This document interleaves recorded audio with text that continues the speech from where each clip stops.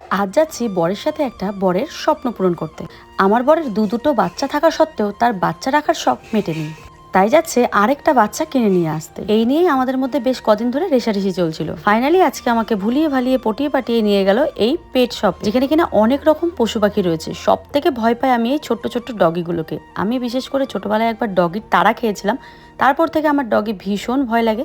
আমার বরের খুব ইচ্ছে যে একটা বাড়িতে ছোট্ট ডগির বাচ্চা পুষবে, কিন্তু আমি কিছুতেই নিতে দেই না।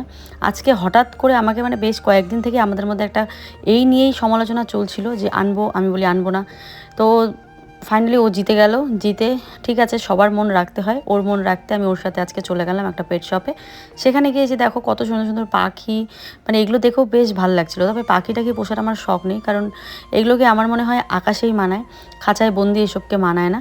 আর এই যে এটা হচ্ছে ল্যাব্রাডগ, যেটা কিনা ওর খুব পছন্দ হয়েছে। তার মধ্যে ছোটো ছোটো বিলাই রয়েছে, বিলাই বিড়ালের বাচ্চা ছোটো ছোটো।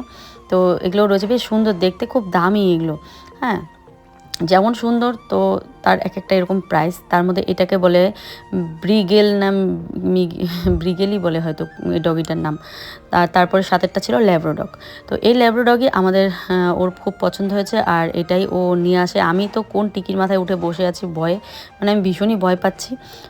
কিছুক্ষণ আগে ছেড়ে দিয়েছিল দোকানদার। সব কিছু রেডি করতে করতে ভাবলাম চলো কিছু খেয়ে নিই, খিদেও পেয়েছে। রাজবাড়ির সামনে চলে আসলাম এখানে পাপড়ি চাট খেতে। আমি এসেছি কোচবিহারে।